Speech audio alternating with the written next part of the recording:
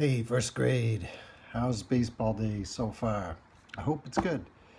And if you watched any of the short videos for kids about baseball, um, you might have noticed that all of the players in those videos are men or guys.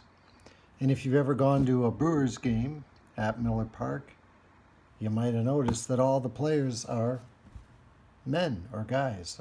If you go to a Cubs game in Chicago or White Sox, if you watch on TV, the baseball players that you usually see are guys, right? Men. So baseball's just for guys, right? Right?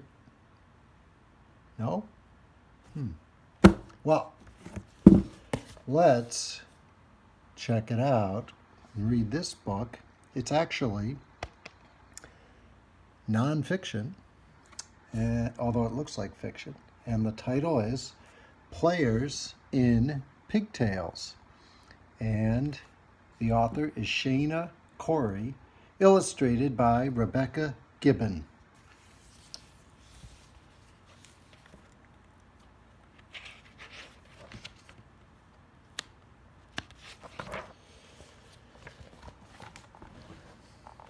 Katie Casey wasn't good at being a girl.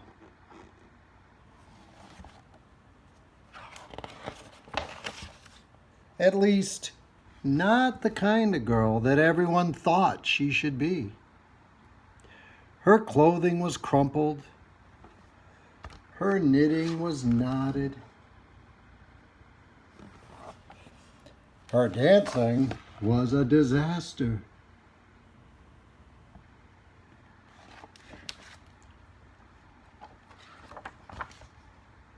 And no matter how hard she tried, her heart just wasn't into home economics. Back in the olden days, like when I was growing up, home economics was the class where you learned how to cook. And they tended to have women or girls take those classes, but not anymore. Now you girls can do anything boys can do. But there was one thing that Katie was good at. Baseball. Katie could catch any ball with any mitt with her eyes closed. She could hit any ball with any bat with one hand behind her back. She preferred sliding to sewing, batting to baking, and home runs to homecoming.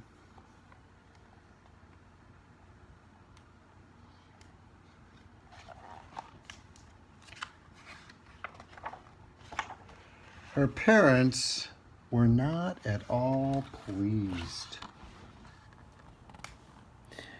"Why don't you try piano or painting?" they pleaded. "What good is baseball to a girl?" But Katie would not be swayed. She walked baseball, she talked baseball, she even dreamed about baseball.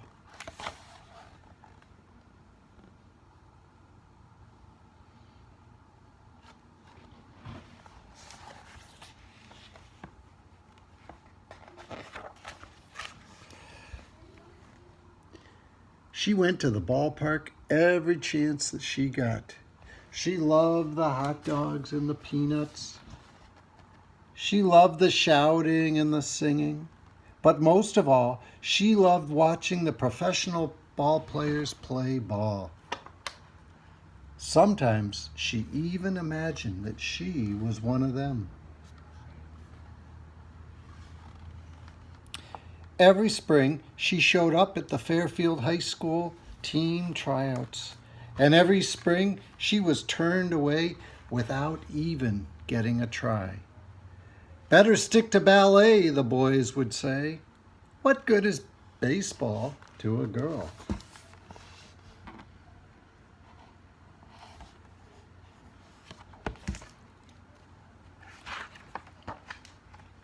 But baseball was starting to change. America was at war, and more of the country's boys, including the professional baseball players, were going off to fight. The fields were almost empty, and the fans were getting frantic. So this is taking place in the 1940s at the time of World War II, when most men were going off to join the Army, Navy, Air Force, Marines, Coast Guard, and they were going either to Europe or to Asia. And so they weren't playing baseball. Even President Franklin Delano Roosevelt was worried. What was a country without its national pastime? There he is, FDR. He's reading the newspaper. It says, "Baseball's in trouble." By the way, who do you think that is? Yeah, that was his wife, Eleanor Roosevelt. And if you're not sure who FDR is, he's the president on this coin, the 10-cent coin, the dime. So even the president of the United States is worried there's no one left to play baseball.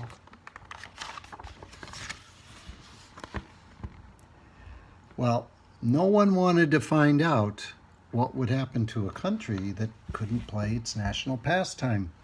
Finally, Philip Wrigley, the owner of the Chicago Cubs, had an idea. If women can work in factories and even join the army, he said, why can't they play baseball? Right?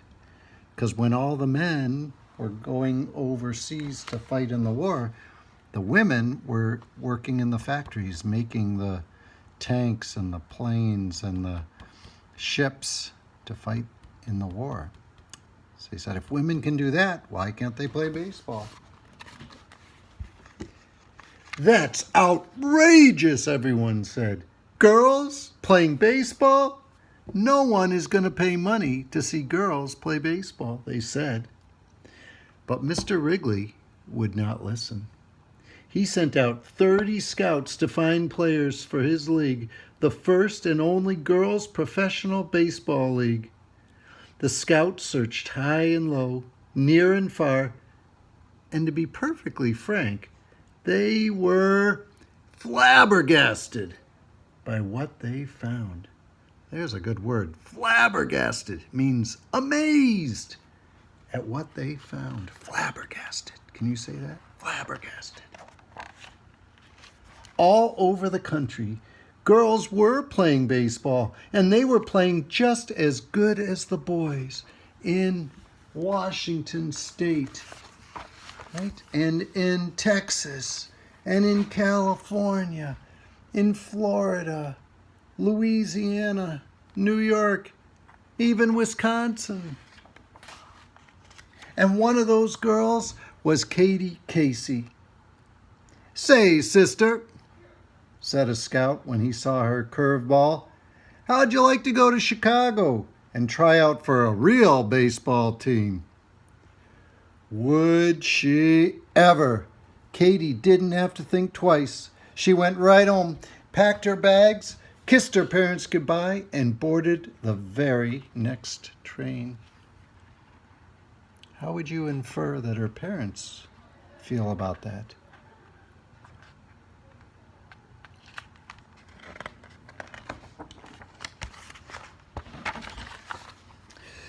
When she got to Wrigley Field, she broke into a grin. There were hundreds of girls there, right? Wrigley Field, home of the Chicago Cubs. National tryouts at 1:30 today. And there's all the girls from all over the country.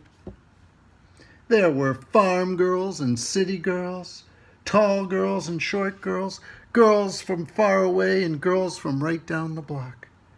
But no matter what they looked like or where they came from, they all had one thing in common. They all loved baseball.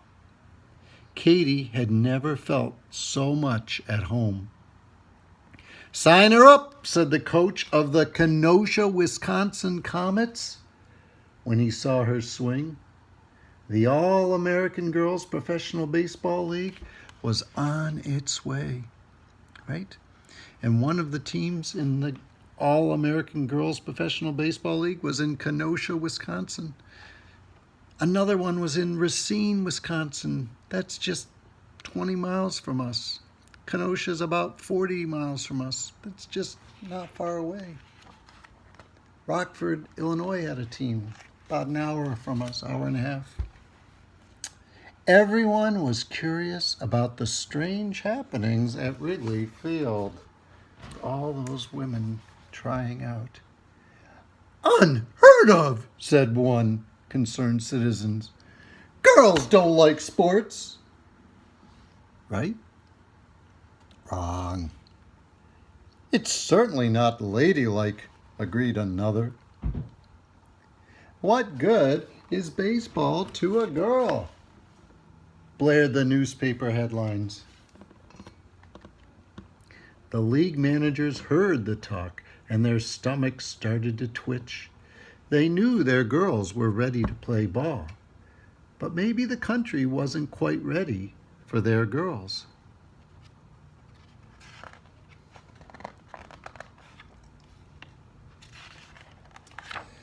The managers decided to launch an emergency campaign to show the country just how ladylike baseball could be. First, they designed special uniforms for the girls to wear. Dresses? Asked Katie, but she shrugged and put one on. After all, at least she was going to get to play baseball. Then the managers signed the teams up for charm school. That's where you learn to be charming like people thought women were supposed to be.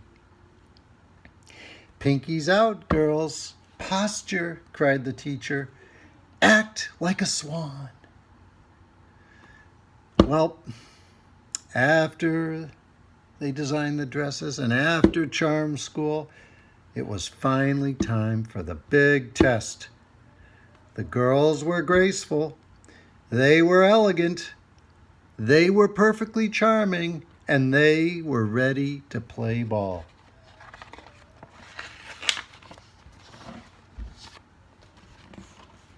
On opening day, 16 swan-like players emerged from each locker room and walked onto the field. But something wasn't right.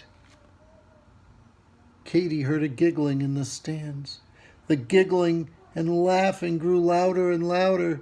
Careful! You might break a nail, girls, someone shouted. Players in pigtails? Roared the crowd. Is this a ballpark or a ballroom? Everyone laughed themselves silly until ...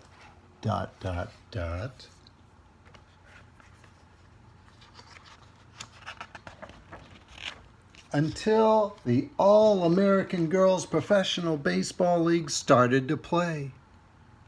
And they played, by far, the best baseball that any of them had ever played.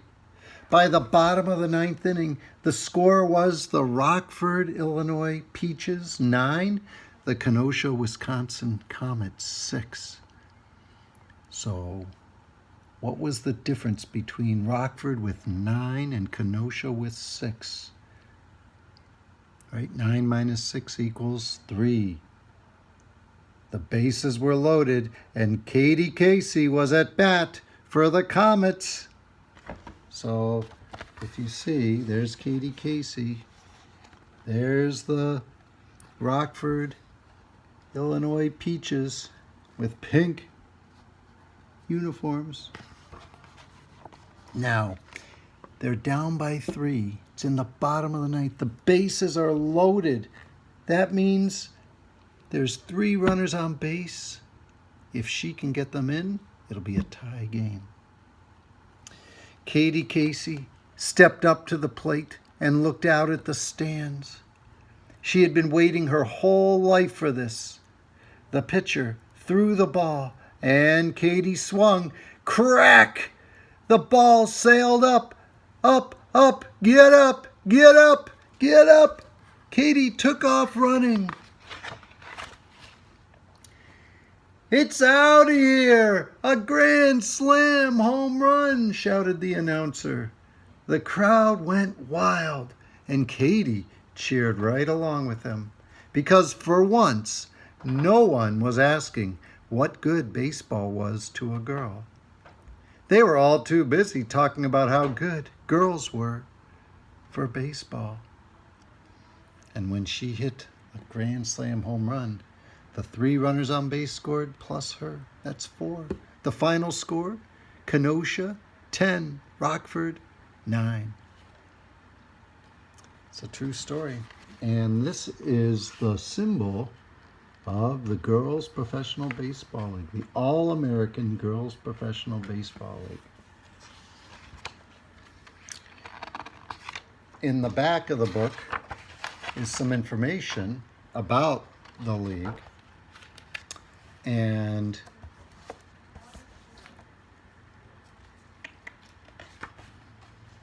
the way that I learned about this book is